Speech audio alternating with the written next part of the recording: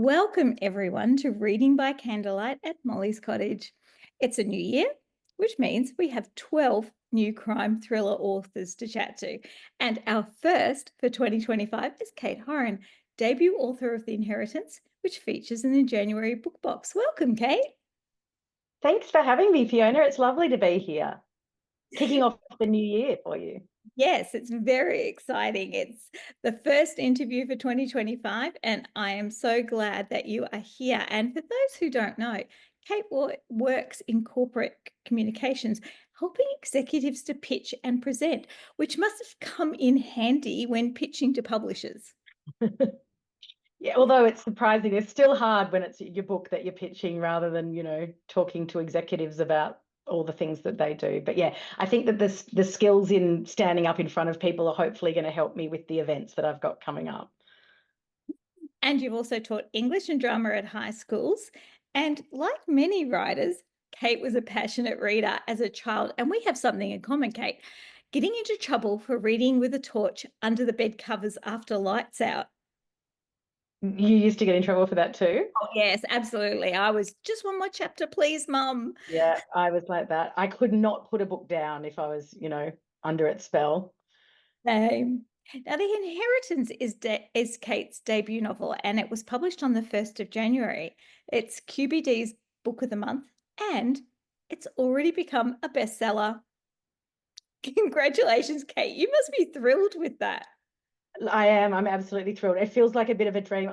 I kept looking at the list and seeing my name on there and reading it and just saying, is that me? Like, that is me, isn't it? And it still hasn't quite, still feels a bit unreal. But yeah, it's fantastic. I couldn't have dreamt of a better start for my book being out there, and people seem to be really enjoying it. And I'm getting really good feedback from people. I love that. I love hearing from readers about, what's resonated with them. So it's really great. Yes, absolutely gobsmacking to be a bestseller within 3 weeks. Congratulations. Thank you. Now, are you able to give us a spoiler-free pitch of your book? Absolutely. So The Inheritance is about two women and the dark secret that connects them. 29-year-old journalist Meg Hunter arrives in the exclusive town of Hartwell to investigate suspected corruption by Ashworth Property. But she's also seeking answers to the mystery surrounding why her mother fled the town 30 years before, leaving them with no family at all. Meanwhile, 30-year-old heiress Isabel Ashworth is sent to Hartwell by her mogul father to rescue a controversial property development and to prove her commitment to the family business. When she's there and her path crosses with Meg's, the carefully guarded secrets of the past start to unravel with the help of 3 DNA test kits, which mysteriously appear under the Ashworth family Christmas tree, addressed to the 3 adult siblings. As Isabel starts to question everything she knows about her family, she's drawn to Meg and her pursuit of the truth. But someone will stop at nothing to keep their secrets hidden. So that's it. Lots of twists, turns, lots of secrets, and chaos ensues. It certainly is a story of secrets, privilege, and the cost of uncovering the truth, as readers will discover. Now, I've done a DNA test. Have you? I did one as, sort of research for the book, really. I didn't want to, though, because I spent so much time in these Facebook DNA groups while I was letting the ideas germinate. And I started to get really worried about what I might discover. I thought, I don't want to discover a huge secret that blows a hole in the middle of my family. But I thought I need to do it for the sake of the book. So I did it. And the most exciting thing I discovered was that I was 12% Swedish, which I didn't expect. So that was a surprising discovery, but not controversial. What did you discover anything interesting? Yeah, I matched with my sister, so that was good. I also found out that I'm far more Irish than she is. So Ah, yes, that was quite interesting, the levels. And interesting to discover exactly in the UK where ancestors came from, but luckily there were no skeletons in my closet. So right. Not like the Ashworth family no. who Now what has made you plenty of want to skeletons in their. plenty, absolutely. I was just going to say, what made you want to incorporate DNA testing into your story? Or did your story begin because you based it around DNA testing? Yeah, it was the DNA testing was the idea. I was given a DNA test for Christmas, and I just got thinking about. I find it fascinating that previous generations used to tell all sorts of lies about all Yes. sorts of things and get away with it, right? There was no way for anybody to find this stuff out, especially a couple of generations later, until DNA testing became, something that any could do for about $100. And so I found that really interesting. And I thought there must be so many people who, quite, just out of general curiosity, decide to do a DNA test. And what they actually find out is that their father's not their father, or they've got a sibling that they didn't know about, or something like that. So that was the idea. I just thought it's an interesting idea, and I think from a plot perspective it had so many possibilities, that really was my starting point. And then I thought, well, who are they? Who are the people who are doing these tests? And I thought it would definitely be more fun if one of the families involved was extremely rich, because I think money always complicates things like, inheritance and relationships. So it all went from there. Absolutely. And I think it's so much more fun the way that you did it, because I read the book expecting to open it up and it would be Christmas and people are doing it and it's just a fun thing. And it's not. It's so much sneakier than that. I really loved that part of it. Oh, great. Yes. Yeah. Yeah, it's very sneaky. Like the reasons, because I actually thought to myself, I wonder if anyone has ever given a DNA test as a gift when in fact they have an ulterior motive, which is to expose a secret that they know. And so that's the start. That's the very first page of the book is the Facebook post where someone's saying that that's what they have in mind and asking people's opinions about doing that. Yeah, it's very clever. Now, you've always loved reading, as we've said, and you've taught English, but how long have you been writing for? I started writing in 2019, like properly. And, that was when I thought I would like to have a crack at writing a novel. And so I sort of just muddled along for a while trying to work out how to do it by myself. And so it took me a fairly long time to find, get traction with it, I suppose. In 2020, I did the Faber writing a novel course. And so I wrote a manuscript as part of that. Um, and I love that. That was fantastic. I learned a lot there. And then I ended up having this idea about the DNA tests, and it felt to me like a real zeitgeisty type of idea. Like it's something that's very current, I think. And so I was really itching to write that. So I parked my other manuscript and I decided to just go with where the inspiration was. And so then in probably 2022, I think I probably started writing. I have to get all this straight in my head, I suppose. And maybe, yeah, maybe it was like 2023. I can't remember. Anyway, I started writing it then, and I had mentoring from Catherine Hayman when I was Wow. writing the inheritance. Yeah. So, and I found that invaluable. I really found it so good to have somebody who was reading my work and understood my characters, and just who I could have these conversations with about where it was going and what was working and what wasn't working. And yeah, I'd really recommend to people. I think that's it's something it took me a while to learn. And I think I could have maybe fast tracked my journey to this point if I'd invested a little bit in my writing development earlier. So Yeah. that's certainly something that I found really valuable. Yeah. And Catherine Hayman is a wonderful mentor too. Yeah, she's fantastic. I mean, I really clicked with her when I did Faber, because she was one of the tutors that I worked with in Faber. And then yes, I thought, right, I think I need to bite the bullet and get myself a mentor. And I sort of never looked back. I mean, I don't think I would be here today talking to you about my book if it wasn't for working with Catherine. Amazing. So how long did it take you to write it? do you think? It's probably 18 months. But then obviously there were some edits once I got my book deal, then there were some edits. I actually had a structural edit done before it went out to publishers. That was something that my agent asked me if I, was comfortable doing, and I absolutely was. I wanted it to have every chance of success.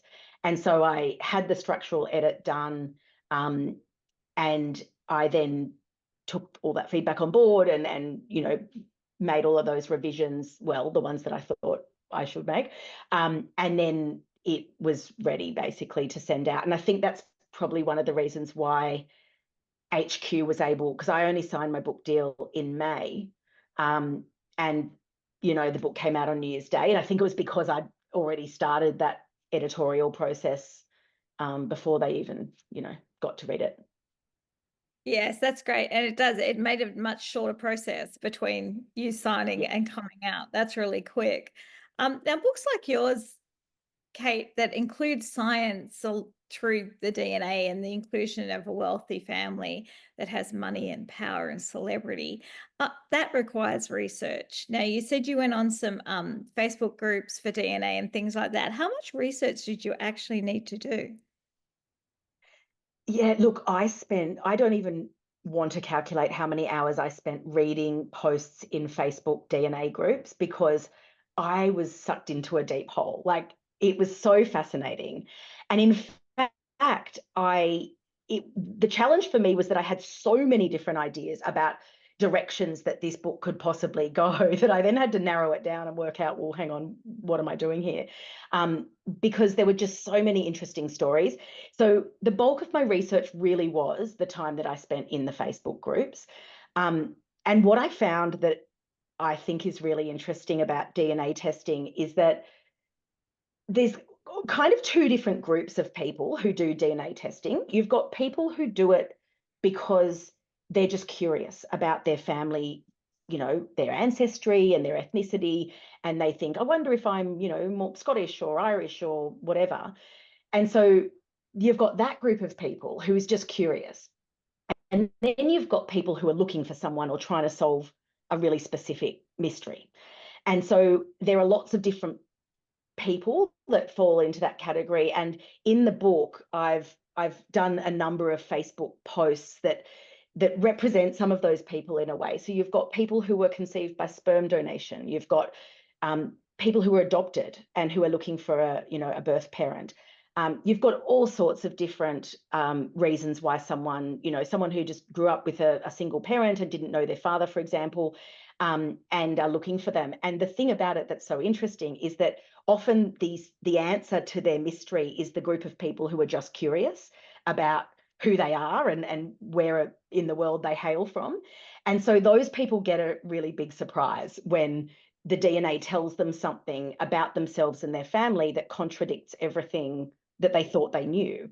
And so I was really interested in how often in those Facebook groups people would say the DNA is wrong, like these results don't make sense, they can't be right. And there's a really common line that people in those groups say, it's the DNA doesn't lie. And that came up over and over again, the DNA doesn't lie. And so that's actually become the tagline of the book, families lie, DNA doesn't. But that's a really common thing. And you see these people in these posts who are like, no, but I think in this case it's not right. And they're like, no, doesn't lie. The DNA is right. The story that you know about your family is the thing that's wrong. Yes. And so I found it, so interesting. So I did a lot of research in that regard just really understand how it works. But also those groups are really valuable they've got these files that have charts about centimorgans and what percentage of centimorgans people will share depending on the different familial relationships that they have. And so that got me thinking a lot. And anyone who's read The Inheritance will probably know where that comes in handy in the plot. But it's I found that really interesting. So the DNA won't tell you this person is your sister. It will just tell you what percentage of your DNA you share. And centimorgans is the unit that they use basically. So I did a lot of research in that regard just because I had to make that makes sense as the DNA story unfolds. I think my just general approach with research, I heard JP Pomer say that he likes to write first and then fact check. And I think that's a really good method. And I tend to do that too, because you can just end up spending so long and it can become a form of procrastination, just having to research more and more and more. And I do think sometimes when people have done enormous amounts of research, there's this real temptation to put it in the book, even if it's not that interesting for the story necessarily. So I tend to take that approach as well. So often I'll be in the middle of writing something and I'll just write, check this, or, and then I'll keep writing so that it doesn't slow me down. No, that's good advice. Yes, and I was very interested by the centimorgans. I'd never heard of that before, and I didn't know anything about it until I read the book. And I think that what you've done is very clever in researching at the end, because you could have just gone down that rabbit hole and never come out. Absolutely. I mean, I almost did get stuck in those Facebook groups and lost forever, just because they were so interesting. I mean, one of the things I read that really gave me the sort of tingly, excited feeling that I was onto a winner. I read this post, and this guy wrote, "My siblings and I did a DNA test because my dad's a real family history buff. And now the three of us are sitting downstairs in the lounge room listening to them fight. And we're all looking at each other and wondering which one of us isn't his." And I thought, oh, there's so much potential for, conflict and stakes and all the things that a good novel needs. And so that was one of those moments where I thought, yep, okay, I'm definitely writing this book. I just have to work out what the story is. I love that. Such a great story. Yeah. Now, I know which characters I enjoyed reading the most, but which character did you enjoy writing the most? Oh, I'm so curious to know which ones you enjoyed. You tell me in a minute. Look, I loved writing the Ashworth family. I had a lot of fun just with their wealth and their life that is, it's removed from the life that most of us live. And there's something that's kind of very sexy and attractive about it, but also you can have a bit of fun with it. Like it's a little bit satirical, I think. At times, my representation of them, and I think that people quite like, laughing at clueless rich people sometimes. So, and I've always loved stories like that. So I love Succession and I love Schitt's Creek. And so for me, the Ashworths are somewhere in the spectrum in between those two families. And you've got some of the ruthlessness of the Roys, but then there are characters who, I mean, I love Izzy, and I know not everyone necessarily does, but I have a real soft spot for her. I think she's a really good person, and so I really enjoyed writing Izzy. But I loved writing Heather, Izzy's mum. I had so much fun. Her dialogue just came like through me. It was like she was just speaking when I would write, and she was very vivid. I felt like I had such a strong sense of who she was and how she spoke and the sorts of things that she thought and believed. And that doesn't always happen. Not every character is as vivid for me. But she was just so, so strong in my mind. So I had a lot of fun writing her. I Who did you love enjoy? Okay, so I loved both Izzy and Meg. They're both fabulous, but I have to say that the secondary characters are brilliantly drawn. So my favorite was definitely Georgie. Oh, yeah, I love Georgie as well. Yeah. I also have a soft spot for Felix. Yeah, me too. Yeah, Felix, I find Felix quite interesting. I know it's so weird to be talking about someone I made up, but it's almost like he's like real for me now. Um, I find him quite interesting because I think he's sort of just aware of this total, chaos and this family. I think sometimes he's like, I can't quite believe what I'm seeing here. And he sort of has it all at arm's length a bit. And so he still manages to be in it, but not quite of it. And it's almost like he's sort of seeing it slightly as an outsider, even though he is an Ashworth too. Yes. Um, He yeah, reminded me of Benedict in Bridgerton, kind of like, he has this different life, but he's still part of the family. But then he yeah, he he he like says little things that and you think, yeah. interesting. the little quips, yeah, that means that he sort of sees I through it like all. that. Yeah, Yeah. yeah. I think The Inheritance would make a brilliant series. It has everything because it has secrets, lies, wealth, suspense, great twists. If it was developed for the screen, have you thought about who you'd like to see playing your characters? Oh, I struggle. I think it would make a great show as well. So, Netflix, get on board. Um, but I'm not sure who I would cast, but I'll tell you something interesting that I do. I actually cast my novels right at the start so that I can picture the characters really vividly. So I have cast Meg and Izzy and Georgie, but I haven't cast them from actors necessarily. I mean, the person I cast as Meg in my head is an actor. I was picturing Ruby Rose. She's Oh, sort of small, she's quite edgy in her fashion. She's got the short dark hair, she's got tattoos. Like that's sort of how I pictured Meg. Um, Izzy, there's an influencer, an Australian influencer who is the person that I had in mind, so that I just need to. I'm very visual in the way that my brain works, and so I actually have like a vision board, like a sort of mood board, if you like, of each character, and I'll sometimes just look at it and think about them as I'm writing and be like, oh, yeah, it's just up there. I'll be like, what am I, what are they doing? And especially because I sometimes that comes a bit more as I go. And then when I'm layering the sort of extra description and things like that, I will sometimes revisit that and make sure that I'm painting a clear picture, because I can see them in my head, but the reader's got to be able to see them. And yes. in fact, the character who plays Georgie, I mean, the person I cast in my mind, I actually Googled Georgie's side hustle and I found people who did it. And that was where I got yeah. I won't say what the side hustle is because that's a sort of early twist, I think, in the story. But yeah, I actually found real people that did that and found one that matched the vision I had in my head. Oh my goodness, I love that you did that. That's above Yeah. and beyond. I find otherwise they kind of keep changing in my head. And so if I do that, then it's like I've pinned them down and I've got that sort of clear sense. Otherwise Yeah, they that's a keep really good evolving. idea. I was thinking for Malcolm Ashworth, Hugo Weaving would Oh be yeah, he could. Yeah. I picture him as very big. I've sort of got that physicality in mind for Malcolm. But yeah, I don't know. I don't know. Heather Mitchell, who I don't know if you saw Fake. Did you watch Fake? I think it's on Binge. Yeah. Heather Mitchell played the mother in that. And when I was watching her, I thought the way she's playing her is a bit like Heather. Interesting, the same name. But in my book, yeah.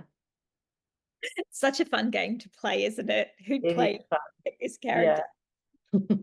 Now, so many themes that jump out of your book, like wealth and entitlement, corruption, and most of all, family.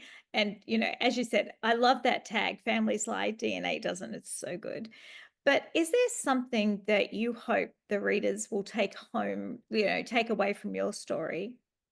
Yeah, I think one of the real themes that comes through is about family. And I think the book to some extent is about found family. And some of us are really lucky and we're born with amazing families and we've got great parents who, make wonderful decisions, and we've got siblings who are fantastic and we have excellent relationships, but not everyone does. And I think that often the family that we make along the way can be just as valuable for people. And so I think that's certainly a message that I wanted to come through, and I think is hopefully an uplifting kind of idea, that Yes, we're it not is. stuck. We're not stuck with the duds that we got stuck, born with, if they're duds.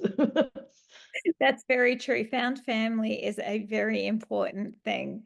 Now, I've read a lot of people referring to your book as similar to Leanne Moriarty and Sally Hepworth. And didn't someone say it was like Jane Harper meets Succession? That's what Ali Lowe said in her endorsement. She said Jane Harper meets Succession. Yeah, which I thought was great. Yeah.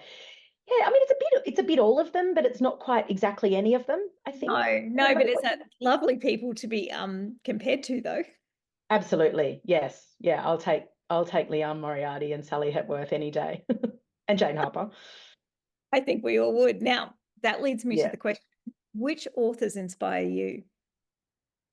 Well, look, I mean, I love Leanne. I love Sally. I will read their auto buys for me. I read Here One Moment the day it came out. You know what I mean? Like that's, not even a question in my mind. I make sure I've got my reading schedule lining up well with the release dates for both of them. And I think the thing that I love with both of them, and I hope that The Inheritance does something a bit similar, is that they can explore some really um, serious themes and, some really sort of quite full on things happen to the characters, but they don't ever feel depressing. I think that's um I don't like feeling depressed when I read books personally. I like to feel a bit uplifted. I like to have a laugh here and there. And so I really like that balance of the light and the shade that both, Leanne and Sally, I think, are very, very good at. And yeah, I hope to have achieved something along the lines of that in The Inheritance. I read a lot. I could see Kate Morton's Homecoming on your shelf, and I've got it up there as well. I mean, that was one of my highlights. Was that last year or the year before? I get all my years all mixing in with each other. But that was an absolute highlight recently. I mean, yeah, I think the book I've read recently that I just really loved was Highway 13. Have you Oh, come across Highway no. Who's 13? that? Fiona, oh, what's the last name? Fiona someone. Low? Anyway, No. no, no. I Um, know we're going to have to look it up, aren't yeah, we? yeah, we have to look it up. It's an absolute brilliant. I read it recently, and I described it to somebody as like a creative writing masterclass because it's short stories. I think it's about 13 short stories that are all interconnected, but they're all based around a serial killer Oh my who I goodness. think I think it might be a bit of a sort of Belangolo State Forest type of thing.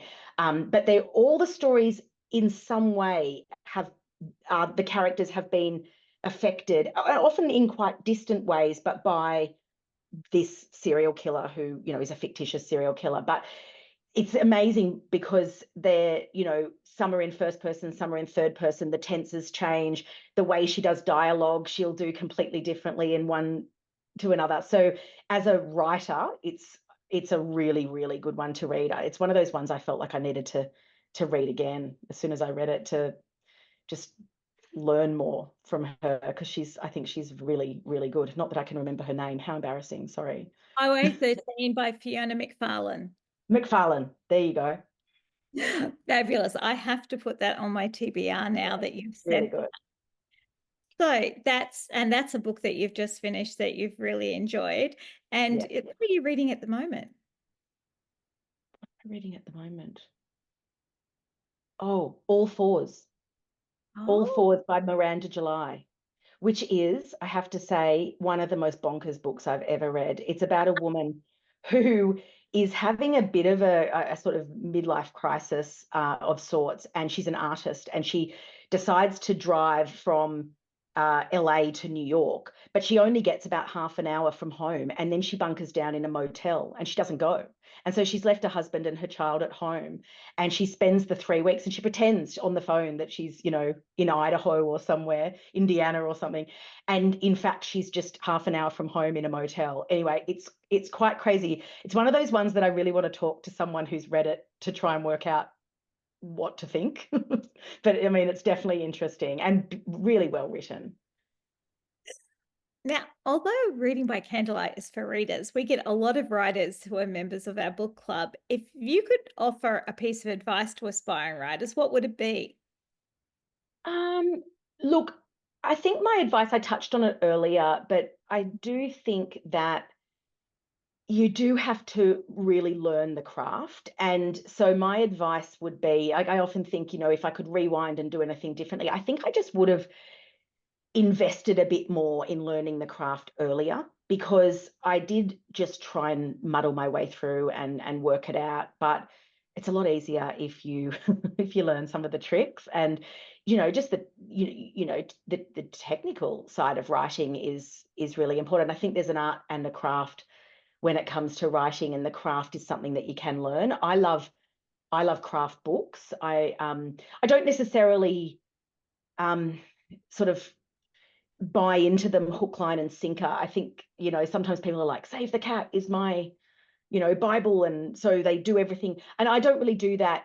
I read and I sort of take it all, and then I let it all, percolate. And I sort of take bits and pieces from different things that I read. But I've got a ton of craft books that I'll pick up in different moments for different reasons. But yeah, I really think courses are good. I mean, the Faber course that I did was amazing, but there's lots of others that are, similar. And I think that what that gives you as well, not only do you learn, the craft and you get better at writing, but you also meet people and you make writer friends. And that's been really important for me. I think regular people don't necessarily totally get how unusual this thing is that we do. And so I think it's good to have writer friends, so that when you have these different setbacks, I mean, it takes a lot of setbacks to get to publication, I mean, for most people. And so being able to handle that is important, but it's much easier to handle that if you've got people who get it, rather than going, don't worry, chin up. And you're like, oh, but it's devastating. So I would say just get out there and learn and immerse yourself in writing communities. And it makes you feel more like a real writer too, which It is does. quite a good mindset thing for the whole, gives you confidence to keep going. Now, are you allowed to tell us what you're working on now? Look, I won't say too much about it, just that it is a mystery, which surrounds a cold case. And the main character is the best friend of the girl who died in very mysterious circumstances. And she was the last person to see her alive. So she left her hometown in a sort of flurry of rumors and suspicion around her and what her potential involvement had been. And when her father dies, she revisits her hometown for the first time, and she decides that enough's enough and she's going to find out what happened. So that's the kind of high level, not very well honed blurb for that one at this point. It still sounds interesting. Well, believe it or not, Kate, that's our interview. That went really fast, didn't it? It sure did. Thank you for having me. I enjoyed that.